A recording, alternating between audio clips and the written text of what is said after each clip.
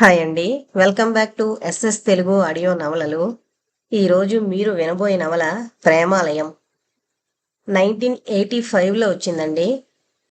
ప్రోలాప్రగడ రాజ్యలక్ష్మి గారు రచించారు.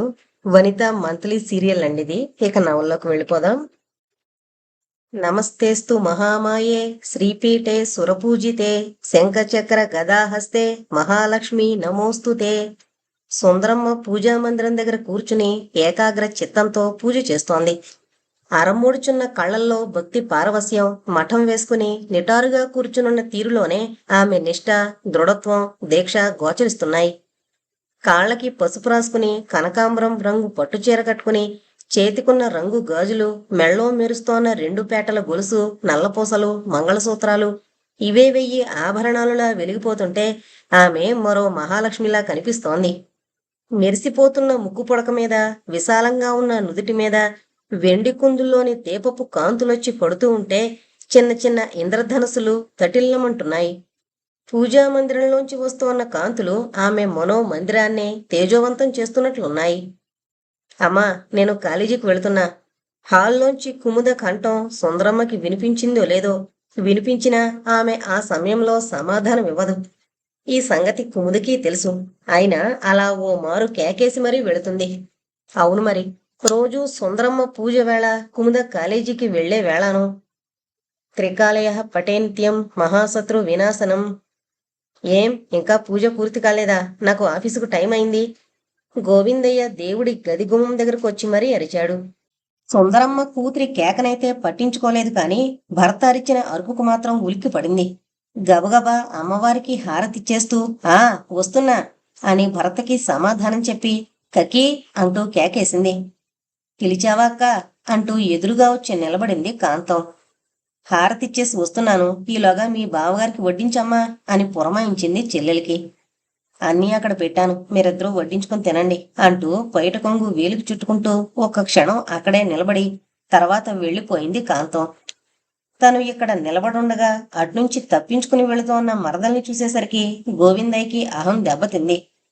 కోరగా ఒక్కసారి కక్కి వెళుతున్న దిక్కు చూసి వంటింటి వైపు నడిచాడు.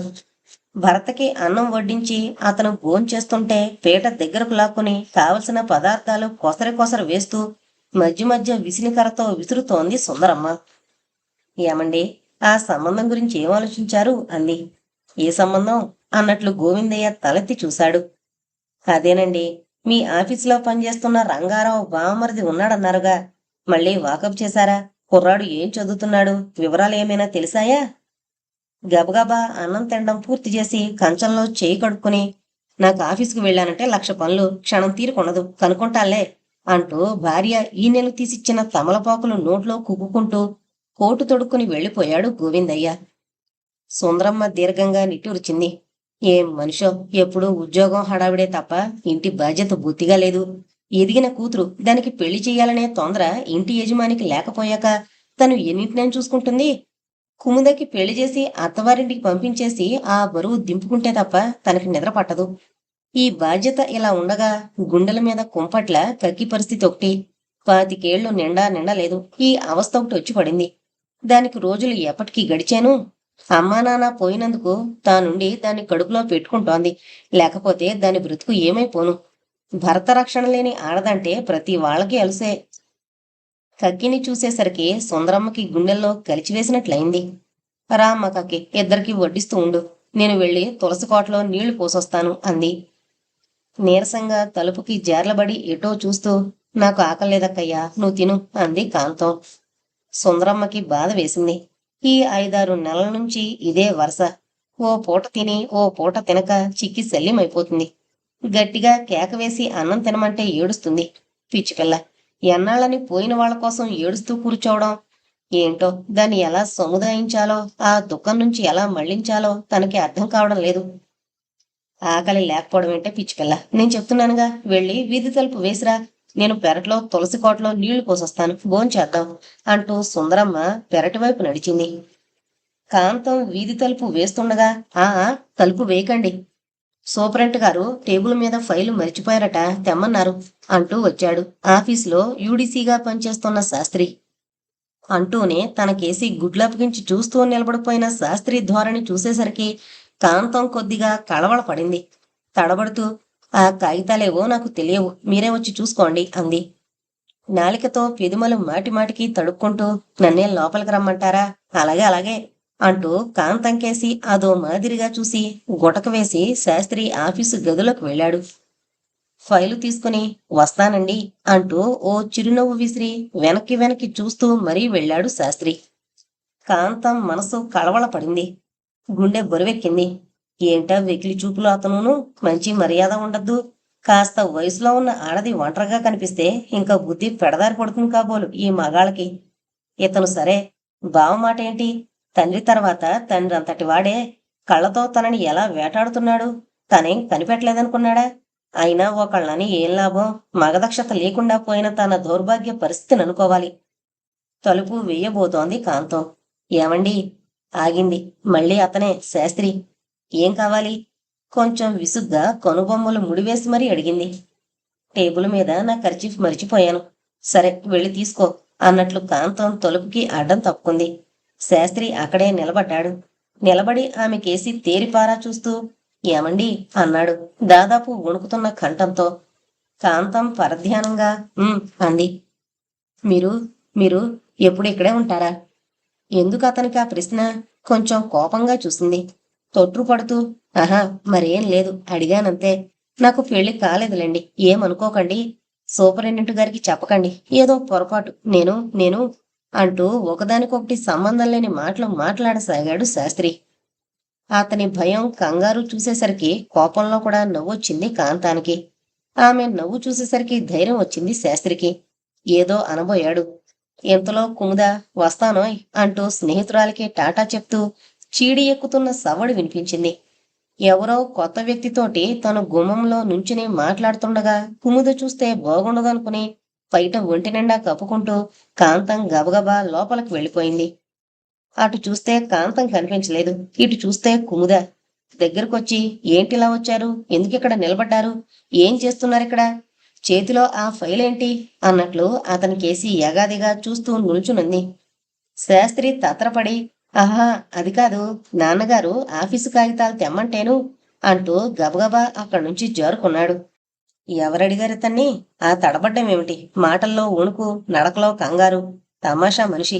ఎందుకో ఆ భయం బెదురును అనుకుని నవ్వుకుంటూ లోపలికి వెళ్ళింది. తులసి నీళ్లు తల మీద జల్లుకుంటూ పెరట్లోంచి వంటింట్లోకి ప్రవేశిస్తూ, కకి, ఎవరే వస్తా అని అడిగింది సుందరమ్మ. కాంతం ఆ మాట విననట్లు గిన్నెలోకి నెయ్యి తీసాగింది. అప్పుడే హాల్లో బల్ల మీద పుస్తకాలు పడేసి వంటింటి వైపు వస్తున్న కుముద, నేనే అంది. నువ్వా? నువ్వు కాలేజీకి వెళ్ళలేదు అంది సుందరమ్మ ఆశ్చర్యంగా. వెళ్ళాను, రాను వచ్చాను. ఇవాళ కాలేజీ స్ట్రైక్ అంది కుముద గోడకి వాల్చున్న పీట మీద అలాగే బొట్టమోపుగా కూర్చుంటూ. మళ్ళీ ఏమొచ్చిందే? మొన్ననేగా స్ట్రైక్ చేసింది. ఆ, కాలేజీ తెరిచి 10 రోజులైంది. ఇది 5వది. ఇవాళ కారణం విచిత్రమైంది. ఓ అమ్మాయి ఓ అబ్బాయికి ప్రేమలేఖ రాసిందట. ఇప్పుడు ఆ అమ్మాయి ఎవరో తేలాలట. అందాక క్లాసులకి రారట. ఆ అబ్బాయిలు నోటీస్ ఇచ్చారు. ఇదేం విడ్డూరమే! ఆడపిల్ల ప్రేమలేఖ రాయడం, మగపిల్లాడికి పౌరుషం రావడమునా? రోజులు ఎలా తిరగబడ్డాయి. సర్లే, కాలేజీ మానడానికి ఏదో ఒక కారణం బాగానే ఉంది. ఇంక నువ్వు వచ్చేసినట్టేనా ఈ పూటకి? లే, మాతో పాటు కాస్త మజ్జిగన్నం తిందు గాని. గంట క్రితం తిని మళ్ళీ తిండవా? ఓ గంట పోయాక ఏదైనా టిఫిన్ చేయి, తింటాను. నువ్వు కక్కి తినండి. నేనిక్కడ మీకు సాయంగా కూర్చుంటాను. సాయం మాకెందుకు? మమ్మల్ని ఏమైనా పిల్లెత్తుకుపోతుందా? నవ్వుతూ అంది కాంతం. పిల్లి కాదు కాని కక్కి, ఈ మధ్యన మా కాలేజీలో ఓ అబ్బాయి ఓ అమ్మాయిని అమాంతం ఎత్తుకుపోయాడు అంది కుముద కళ్ళు పెద్దవి చేసి బుగ్గలు ఉబ్బించి ముఖం భయంగా పెడుతూ. నిజంగా అన్నట్లు చూసింది కాంతం. నవ్వొచ్చి తింటున్న అన్నం పొలమారి తల మీద కొట్టుకుని మంచినీళ్లు తాగుతూ, పోవే పో, కుర్ర కబుర్లు కుర్రవేషాలను పోయి ఏదైనా చదువుకో, మేం అన్నాలు తినొస్తాం అంటూ కసురుకుంది సుందరమ్మ. కక్కిని భలే తమాషా చేశాను, పాపం కక్కి అమాయకురాలు అనుకుని నవ్వుకుంటూ హాల్లోకి వెళ్లి అటు ఇటు తిరిగి ఏం తోచక వీణ తీసింది కుముద. అన్నం తినొచ్చి నడుం వాల్చిన సుందరమ్మకి కుముద వీణ మీద వాయిస్తోన్న నన్ను పాలింప నడిచి వచ్చితువో అన్న త్యాగరాజ కీర్తన మధురంగా వినిపిస్తోంది. కుముద బంగారు తల్లి, చక్కని చుక్క, తన వజ్రాల రాశికి వరుడు ఎవడొస్తాడో అదృష్టవంతుడు. ఇలా తీయగా అనుకుంటుంటే సుందరమ్మకి మాగన్నుగా నిద్ర పట్టింది. గిన్నెలు సర్ది మిగిలిన అన్నం మూత పెడుతోంది కాంతం. ఇందాకటి శాస్త్రి, అతని రూపం, అతను తనకేసి చూసిన చూపు అన్నీ ఒక్కొక్కటే జ్ఞాపకం వచ్చి కంగారుగా ఉలిక్కి పడసాగింది. ఏదో ఇబ్బంది కనిపించి చేత్తో గుండె రాసుకుని కళ్ళు మూసుకుని గొంతు తడి చేసుకుంది. అతను అలా అన్నాడేంటి? నాకు పెళ్లి కాలేదులేండి అంటే అర్థం ఏమిటి? మీకు అభ్యంతరం లేకపోతే మిమ్మల్ని చేసుకుంటాను అని తనకి చెప్పడమే కదా. తనకి మళ్ళీ పెళ్ళా? అమ్మో, అదెలా కుదురుతుంది? ఇంకేమైనా ఉందా? బావ అక్క తనని చంపేయరు. కాని బావ ప్రవర్తన మాత్రం, ఆ చూపులు తనని ఎలా వెంబడిస్తున్నాయి. అందుకే కదా పగలల్లా అక్కయ్య వెనక వెనకే తిరిగి రాత్రుళ్ళు కుముది గదిలో పడుకుంటోంది. రేపొద్దున్న కుముదికి పెళ్ళయి అత్తవారింటికి వెళ్ళిపోతే తనకి ఇంట్లో రక్షణేది? పగలల్లా ఇంట్లో పని చేసుకుని చేసుకుని అలసిపోయి రాత్రుళ్ళు నిద్రపోతుంది అక్కయ్య. బావ ఏదైనా అఘాయిత్యానికి ఒడిగడితే తనకేంటి దిక్కు? నిత్యం ఇలా గండంగానే గడుస్తుందా? ఏమో, అంతకంటే ఆ శాస్త్రిని పెళ్లి చేసేసుకుంటే? అమ్మో! కాంతం నిలువెల్లా వణికిపోయింది. పుస్తకాల బ్యాగ్ని ఊపుకుంటూ తల వంచుకుని ఏదో ఆలోచిస్తూ కాలేజీ నుంచి ఇంటికి వస్తోంది కుముద. హలో కుముద. పరధ్యానంగా నడుస్తున్న కుముద చటుకున్న తలెత్తి చూసింది. సురేష్. కుముదకి పట్టలేనంత ఆనందం అయింది. సంతోషంతో గబగబా అతని దగ్గరగా వెళ్ళి ఎప్పుడొచ్చావు సురేష్ అంది. సురేష్ వెంటనే జవాబు చెప్పలేదు. రెప్పవాల్చకుండా కుముదనే చూస్తున్నాడు. పూర్వం కంటే కొంచెం పొడుగైంది. యవ్వనం మరింత ప్రస్ఫుటంగా తొంగి చూస్తోంది. చిన్నప్పుడే కుముద అందమైంది. ఇప్పుడు బాగా 17, 18 ఏళ్ళొచ్చాయేమో. ఆ అందం ఎన్నో వన్నెలు చిన్నెలు పోతోంది.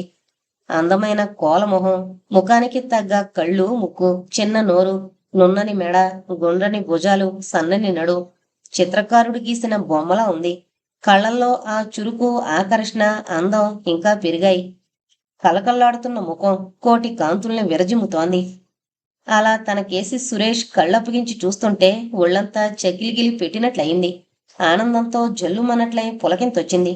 శరీరమంతా బరువుగా, మొత్తుగా, హాయిగా. ఇంతట్లోనే సిగ్గు ముంచుకొచ్చేసింది.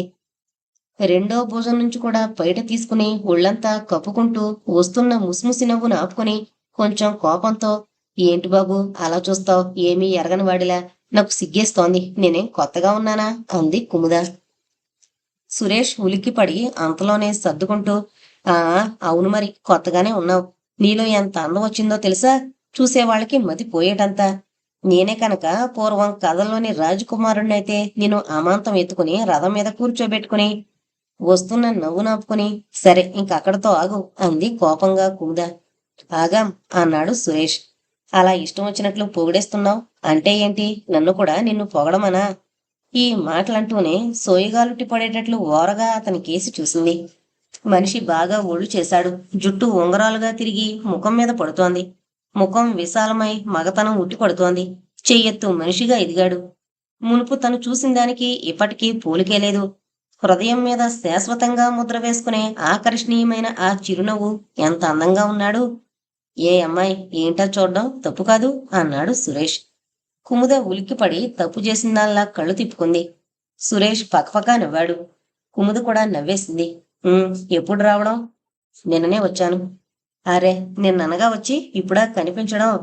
తిన్నగా మన ఇంటికి వచ్చేయకపోయావు? ఇంటికా? మీ నాన్నగారు ఊరుకున్నా మీ అమ్మ కర్రపుచ్చుకుంటుంది నవ్వాడు సురేష్. నిజమే. కుముదకి 2-3 సంవత్సరాల క్రితం జరిగిన సంఘటన గుర్తుకొచ్చింది. ఆ రోజున సురేషు వాళ్ళు ఆ ఊరు నుంచి వెళ్ళిపోతున్నారు. తనకి గుండెల్లోంచి పెళ్ళుబుకొస్తోన్న ఏదో చెప్పలేని బాధ. 14-15 తెలిసి తెలియని వయసు. కళ్ళల్లోంచి కన్నీళ్లు ధారలు కడుతున్నాయి. అన్నం సహించలేదు. కంచంలో కలుపుకొని తీరా తినబోతే నోటికి పోక నిండు కంచంలో చేయి కడిగేసుకుంది. పొద్దుట్నుంచి తనని అమ్మ కనిపెడుతున్నట్లుంది. గుడ్లెరజేసి పిచ్చి పిచ్చి వేషాలు వేయకు. ఆ సురేష్ గాడంటే ఎంత ఆప్యాయత పెరిగిందా? నేనింకా ఏదో కబుర్లు చెప్పుకుంటూ స్నేహంగా ఉంటున్నారు చిన్నపిల్లలు అనుకుంటూ పోనిద్దు అని చూసి చూడనట్లు ఊరుకున్నా నిన్నాళ్ళు. ఇంత అనుబంధం పెరిగిందనుకోలేదు. సరే, జరిగిందేదో జరిగిపోయింది. ఇంక అంతటితో ఆప్ చేయి. గంగయ్య, సురేష్ మంచివాళ్లే కావచ్చు. ఎన్నాళ్ళు మన పక్కింట్లో కోపురమే ఉండొచ్చు.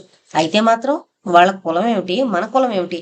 ఇలా కులం, గోత్రం సంబంధం లేని వాళ్ళ మీద మమకారం పెంచుకోవడం లాభం లేదు. ఫలితం ఉండదు. మాది నిప్పులాంటి వంశం, జ్ఞాపకం ఉంచుకో. అయినా ఎంతవరకు వచ్చిందని నేను అనుకోలేదు. లేకపోతే ఆ సురేష్ ఇంట్లోకొస్తే కాళ్ళు విరగొట్టుందును. పోనీలే, ఇంకో ఊరు వెళ్ళిపోతున్నారు, అది మంచిదే, పెద్ద శని తప్పింది.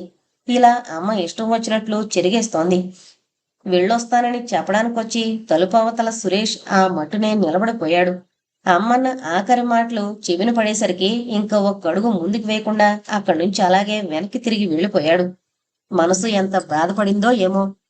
ఆ రోజంతా తను కుమిలి కుమిలి ఏడుస్తూనే ఉంది. ఆ రోజు సురేష్ ముఖం ఎంత చిన్నబోయింది. వెళుతున్నానని చెప్పడానికి వచ్చిన వాడు ఏం చెప్పకుండా విషాదంగా తల వంచుకుని వెళ్ళిపోయాడు. ఆ సంఘటన తలుచుకుంటే కుముదకి ఇప్పుడు కూడా బాధతో గుండె బరువెక్కిపోతుంది. బలవంతంగా పెదవుల మీదకి చిరునవ్వు తెచ్చుకుని, ఇప్పుడేం పని మీద వచ్చావు ఈ ఊరు అంది. నీకోసమే, నిన్ను చూసి పోదామని నవ్వుతూ అన్నాడు సురేష్. పో, కబుర్లు నేర్చావు. నిజంగా?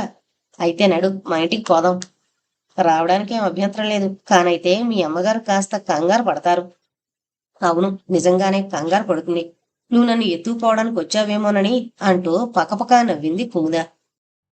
ఆమె నవ్వుతుంటే కింద పెదవిని పై పంటితో నొక్కి విలాసంగా చూస్తూ, ఆపకు, కొంచెం నవ్వు అని కొసరి కొసరి నవ్వించుకున్నాడు సురేష్. కాసేపయ్యాక ఆమె నవ్వడమాపి, ఏంటి సురేష్, రోడ్డు మీద ఎల్లరి, మా కాలేజీ అబ్బాయిలు చూస్తే నన్ను ఏడిపించేస్తారు అంది గోముగా కుముద, కళ్ళతో అటు ఇటు కలి చూస్తూ. అయితే పద, నడుస్తూ మాట్లాడుకుందాం. ఇద్దరూ ఒకరి పక్క ఒకరు నడుస్తున్నారు, కానీ మాట్లాడుకోవడం లేదు. ఎవరి ఆలోచనల్లో వాళ్ళున్నారు. కుముద కులం తన కులం వేరైపోయింది కనుక ఇవాళ ఇద్దరూ ఇలా దూరంగా ఉండాల్సి వచ్చింది. కుముద వాళ్ళ అమ్మా నాన్న మంచివాళ్లే, తన తండ్రి మంచివాడే, కాని వాళ్ల మంచితనం కులం గీసిన గీతలు దాటి బయట పడగలిగినంత బలమైంది కాదు. ఏంటో ఈ రోజుల్లో కూడా ఈ పట్టింపులు. తనకా భేదం లేదు, కుముదకి లేదు. కానైతే తామిద్దరూ సాహసించి పెళ్లి చేసుకుంటే అటు ఆమె తల్లిదండ్రులు మంచాన పడతారు, తన తండ్రి ఊరే పోసుకుంటాడు. అమ్మ పోయినప్పటి నుంచి అన్నీ ఒకడే అయ్యి తన మీదే ప్రాణాలన్నీ పెట్టుకుని బ్రతుకుతున్నాడు. అలాంటి దేవుళ్లాంటి తండ్రిని తను కాదనలేడు. అలాగని కుముద మీద మనస్సుని మరల్చుకోలేడు. ఇలా ఆలోచిస్తున్నాడు సురేష్. అమ్మకి నాన్నకి ఏంటి పిచ్చి పట్టింపులు? సురేష్ లాంటి అల్లుడు తమకి దొరుకుతాడా? ప్రపంచమంతా శరవేగంతో మారిపోతుంటే ఇంకా ఏంటో, ఎక్కడో అక్కడ ఎవరో ఒకరు సాహసం చెయ్యాలి. ఈ అడ్డుగోడలు పడగొట్టాలి. ఈ సాహసం ఎవరో చేయడం ఎందుకు, తనే చేస్తే? ఇలా అనుకుంటూ సురేష్ కేసి చూసింది కుముద. అవును, నువ్వు కాలేజీలో చేరడం ఏమిటి? నేను హైస్కూల్తోనే చదువు మానిపించేస్తారనుకున్నాను. పైగా మీ అమ్మగారికి అసలే చాదస్తాం. నిజమే, కానీ నేనెంత గొడవ చేశానని మా నాన్నగారు కూడా పోనీ చదవని, ఇంట్లో కూర్చుంటే ఏం తోస్తుంది అంటూ నా మాటని బలపరిచారు. దాంతో మా అమ్మ ఏం అనలేకపోయింది. దానికి తోడు 5-6 నెలల క్రితం మా కక్కి, అదే మా అమ్మ చెల్లెలు భర్త పోయి మా ఇంటికి చేరుకోవాల్సి వచ్చింది. పాపం మా బాబయ్య హఠాత్తుగా గుండెకి చనిపోయాళ్లే. ఈ కక్కి రావడం వల్ల ఇంట్లో మా అమ్మకి కాస్త చెయ్యి సాయం అవుతోంది. నేను కాలేజీకి వెళ్తున్నా మా అమ్మకి ఇబ్బంది లేకపోయింది. పాపం మీ కక్కికి అంత కష్టం వచ్చిందా? వయసు ఎంత ఏంటి? ఆ ఎంత, నాకంటే మహా అయితే 4 ఏళ్ళు పెద్దది. పిల్లలు కూడా లేరు పాపం. అయ్యో అలాగా. ఈ కబుర్లతో ఇద్దరి మనసులో విషాదంగా మారిపోయాయి. కబుర్లు నవ్వులు మాయమయ్యి ఇద్దరూ సీరియస్ గా నడుస్తున్నారు. అరే, కబుర్లు చెప్పుకుంటూ మీ ఇంటి దాకా వచ్చేసాం, నువ్వు లోపలికి వెళ్ళు, నేనొస్తా అన్నాడు సురేష్. అదేంటి, గుమ్మం దాకా వచ్చి లోపలికి రాకుండా వెళ్ళిపోతావా అంది కుముద మెట్లెక్కుతూ. హాల్లో కూర్చున్న గోవిందయ్యకి కూతురు మాటలు వినిపించి, ఎవరు చెప్పమా వస్తా అని యువతలకొచ్చి చూశాడు. సురేష్ని గుర్తుపట్టలేక అలా చూస్తూ నిలబడిపోయాడు. అదేంటి నానా, జ్ఞాపకం లేదు, గంగయ్య మామయ్య గారు అబ్బాయి అంది కుముద. అరే సురేష్, నువ్వా, రారా, ఏంటి ఎప్పుడొచ్చావు, మీ నాన్న కులాసయ్యనా అంటూ గోవిందయ్య హాల్లోకి దారి తీశాడు. ఇంకా సురేష్కి లోపలికి వెళ్ళక తప్పలేదు. కొంచెం సేపు తటపటాయించి హాల్లో కడుగు పెట్టాడు. కుముద మహదానందంతో లోపలికి వెళ్ళిపోయి, అమ్మా సురేష్ వచ్చాడే, అదేనే గంగయ్య మావయ్య గారు అబ్బాయి, నాన్నతో హాల్లో మాట్లాడుతున్నాడు. కక్కి, మనకు మంచి గెస్ట్ వచ్చాడు. అరే, ఇంకా ఇక్కడే ఉన్నావా అమ్మా, వెళ్ళి అతన్ని పలకరించవే అంటూ ఏక హడావిడి పడసాగింది. సుందరమ్మ విసుక్కుంటూ, ఏంటా తొందర, ఎందుకు పలకరించడం, మీ నాన్నగారు మాట్లాడుతున్నారుగా, మాట్లాడిని అంది. కుముద కోపంగా తల్లికేసి చూసి హాలు పక్కనున్న పడక గదిలోకి వెళ్లి అవివి సర్దుతున్న వంకన హాల్లో గోవిందయ్య సురేషు మాట్లాడుకుంటున్న కబుర్లు వినసాగింది. మీ నాన్నగారు ప్రెస్ కొన్నారా, బాగుంది. నువ్వు నాకు నచ్చావయ్యా. ఊరికే చదువులకని వేలకు వేలు తగలేయడం, తర్వాత ఉద్యోగాలకని అడ్డమైన వాళ్ళ కాళ్ళు పట్టుకోవడం, ఇదేం లేకుండా దర్జాగా ప్రెస్ మేనేజ్ చేస్తున్నావన్నమాట. బాగుంది. ఏంటో ఈ మధ్యన వేలం వెర్ర అయిపోయిందయ్యా. డాక్టరు, ఇంజనీర్ అంటూ వేలు గుమ్మరించి డొనేషన్లు కట్టి చదవడం, ఆ తర్వాత పుష్కరాలు దాటుతున్న ఆ చదువులు పూర్తి కాకపోవడం, అత్యవసర మార్కులతో పేసై అవతల ఏం చేస్తారో వీళ్ళంతా. మా నాన్న కూడా అచ్చు మీలాగే అన్నారండి. అన్నాడా? అంటాడు. పెద్దగా చదువుకోకపోయినా ఆయన భలే తెలివైనవాడు. మంచి నిదానం, దూరదృష్టిను. ఏ పని చేసినా ఎంత ఆలోచిస్తాడో. నేనింతమందిని చూశానా? మీ నాన్నలాంటి మనిషి నాకు కనిపించలేదయ్యా. మా నాన్నకు కూడా మీరంటే ఎంత గౌరవమోనండి. అతని తరహాయే వేరులే. ఏంటో మళ్ళీ అలాంటి స్నేహితుడే దొరకలేదయ్యా నాకు. నేనొకటి చెప్తాను, వింటావా? గోవిందయ్య గారు తనని అంత గౌరవం చేసి మాట్లాడుతున్నందుకు పొంగిపోతూ ఎంతో వినయంగా, చెప్పండి అన్నాడు సురేష్. కొత్తవాళ్ళు ఎంతమంది స్నేహమైనా పాత స్నేహితులేనయ్యో. ఈ పాతదనం స్నేహితుల్లోనే కాదోయ్, అన్నింట్లోనూ పాతే నయం అనుకో. పాత సినిమాలే బాగుంటాయి. పాత పాటలే మాధుర్యం. పాతిళ్లే గట్టి. పాత. సురేష్ నవ్వాడు. నవకయ్యా, నిజం. ఇప్పటి పాటలేం బాగుంటాయ్యా. ఆ రోజుల్లో మామిడి కొమ్మను అల్లుకున్నది మాధవీలతొకటి అనే పాట ఉండేది. అబ్బా, ఆ పాట మధురం అనుకో. అలాగే మొక్కజొన్న తోటలో ఆ అన్నట్టు బండా కనకలింగేశ్వరరావు గారు పాడేవారయ్యా గుత్తి వంకాయ కూర పాట. ఓహ్, ఆ పాట విన్న తర్వాత ప్రతివాడు ఇంటికి వెళ్లి పెళ్ళాం చేత గుత్తి వంకాయ కూర వండించుకుని తినవలసిందే. రాసేవాళ్ళు ఎంత రసానుభూతితో రాసేవారు, పాడేవాళ్లంతా మధురంగా పాడేవారు, వినేవాళ్లంతా తన్మయులైపోతూ వినేవారు. అసలు ఆ రోజులింక మళ్ళీ రావనుకో. గోవిందయ్య ఆవేశంగా చెబుతూ ఉంటే సురేష్ ఒళ్ళంతా కళ్ళు చేసుకుని అతన్ని చూస్తూ అతను చెబుతోంది వింటున్నాడు. ఇంతట్లో కుముద అంటూ కక్కి పిలిచింది. కాఫీ అయిందా కక్కి అంటూ కుముద వంటింట్లోకి వెళ్ళింది. ఒక్క కాఫీ ఏంటి, టిఫిన్ కూడా. అదిగో ఉప్మా ప్లేట్లలో పెట్టాను, పట్టుకెళ్ళు అంది కాంతం. మా కక్కి ఎంత మంచిదో అంటూ కాంతాన్ని ముద్దు పెట్టుకుని ప్లేట్లతో హాల్లోకి వెళ్ళింది కుముద. ఇప్పుడు టిఫిన్ ఎందుకు అంటూ మొహమాట పడ్డాడు సురేష్. భలే వాడివే, మా ఇంట్లో నీకు కొత్త ఏంటి, తిను తిను అంటూ అతని కోసం ఆగకుండా తన ప్లేట్ అందుకుని గబగబా తినసాగాడు గోవిందయ్య. అప్పటికి సుందరమ్మ మనసు తిప్పుకోగలిగింది. గడపదాకా వచ్చి లోపలి గుమ్మంలోనే నిలబడి, ఏం బాబు, ఎప్పుడు రావడం, అంతా బాగున్నారా అంటూ పలకరించింది. సుందరమ్మ గారు ఆ మాత్రమైనా మాట్లాడతారని ఊహించలేదేమో. ఆశ్చర్యంతో లేచి నిలబడి తడబడుతూ, ఆ నమస్కారం, బాగున్నామండి అన్నాడు సురేష్. ఏం పని మీద వచ్చావు ఈ ఊరు? ఇక్కడ కొన్ని బాకీలు ఉండిపోయాయండి, వసూలు చేసుకుని రమ్మన్నారు మా నాన్నగారు. 2-3 రోజులుండి వసూలు చేసుకోవాలి, లేకపోతే కాలదోషం పట్టకుండా ప్రోనోట్లు తిరిగి రాయించుకోవాలి. 2-3 రోజులు సురేష్ ఉంటాడు అనేటప్పటికీ కుముదకి సంతోషమైంది. ఆ బాకీలు చొప్పున వసూలు కాకుండా ఉంటే బాగుండు అనుకుంది. ఉండాల్సి వస్తే మా ఇంట్లో ఉండు, ఏం మొహమాట పడకు. కూర్చుని మాట్లాడుతూ ఉండు, కాస్త పనుంది, నేను అలా బజార్కి వెళ్ళొస్తాను అంటూ గోవిందయ్య ప్లేట్లో చేయి కడుక్కుని కండువా తీసుకుని వెళ్ళిపోయాడు. విన్నావుగా, ఆయన చెప్పారు, మా ఇంట్లో నీకు మొహమాటం అక్కర్లేదు. ఏంటే నుంచునే ఉన్నావు, కూర్చో, టిఫిన్ తిను అంటూ సుందరమ్మ లోపలికి వెళ్ళిపోయింది. టిఫిన్ తింటూ, ఏంటి మీ నాన్న అమ్మ ఇలా మారిపోయారు? నన్ను ఈ 2 రోజులు మీ ఇంట్లో ఉండమంటున్నారు అంటూ నవ్వుతూ అడిగాడు సురేష్. అంటున్నారులే కాని నువ్వు నిజంగా ఉన్నావు గనక. నువ్వెంతకీ ఎక్కడ మకాం వేశావు? హోటల్ తాజ్లో. అక్కడే ఉండు, రేపొద్దున్న 10ంటికి కాలేజీకి వెళ్తున్నానని చెప్పి హోటల్కి వస్తాను. ఎన్నో నెంబర్ రూము అంటూ ఖాళీ ప్లేట్లు తీయడం వంకన దగ్గరగా వచ్చి రహస్యంగా మాట్లాడింది కుముద. 10వ నెంబర్ రూము, మరొస్తాను. వెళ్ళానని మీ అమ్మగారికి నాన్నగారికి చెప్పు అంటూ కాఫీ పూర్తి చేసి నవ్వుతూ చెయ్యి ఊపి వెళ్ళిపోయాడు సురేష్. ఉండమన్నా వినకుండా మొహమాట పడి వెళ్ళిపోయాడమ్మా సురేష్ అంది కుముద. వెళ్ళనిద్దు, ఏదో మాట వరసకు అన్నావంతే. ఉండమని అన్నం పెట్టడానికి ఏం బాధ లేదు కాని అతను తిన్న విస్తరెవరు తీస్తారు అంది సుందరమ్మ. నేను అందామని నాలిక చివరిదాకా వచ్చి ఆగిపోయింది కుముద. అమ్మ మనసు ఎంత ఇరికేంటి? మళ్ళీ దేవుడు, పూజ, పుణ్యం, పాపం, జాలి, దయ అన్నీ ఉన్నాయి. కొన్నింట్లో సంకుచిత్వం. ఏంటో